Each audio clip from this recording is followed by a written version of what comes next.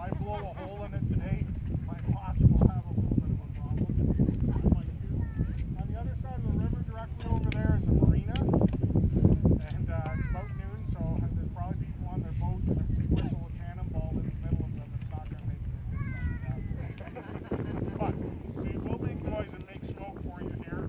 But in order to load this, as I said, everything has to go from front to back, so they've got to do a number of steps. So if you remember, I talked about the cartridges were in that canvas sack, and you've got to have a method of taking fire from the outside to the inside. So there's a couple of steps that have to be done in order to service making sure it's clear. The next step is to use this item that looks like an oversized corkscrew. It's called a worm or a wad hook. That removes the remaining cartridge that was in there from the previous firing of that sack that's left over. The next step is to seal the vent. They're going to wet down what looks like an oversized Q-tip. It is your sponge. It's a combination tool of sponge and rammer. The water that they're putting on the sponge is not what's going to put out sparks in the barrel. If you all listen, you're going to hear a pretty solid thud here, right there.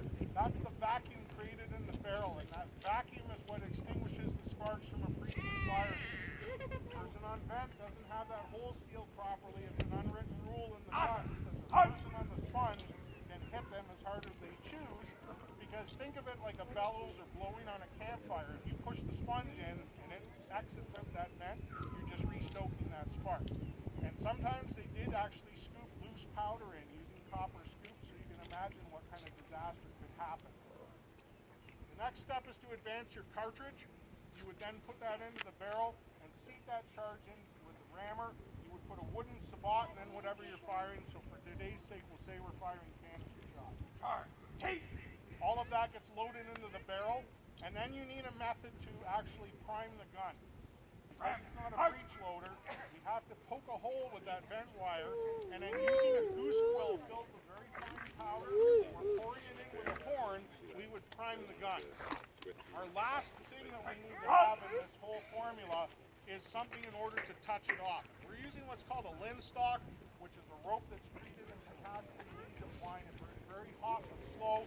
They had a couple other options. One looked like an oversized road flare. It was called a port fire. And if you venture onto the bastions and look around the vents on the guns, you see additional holes.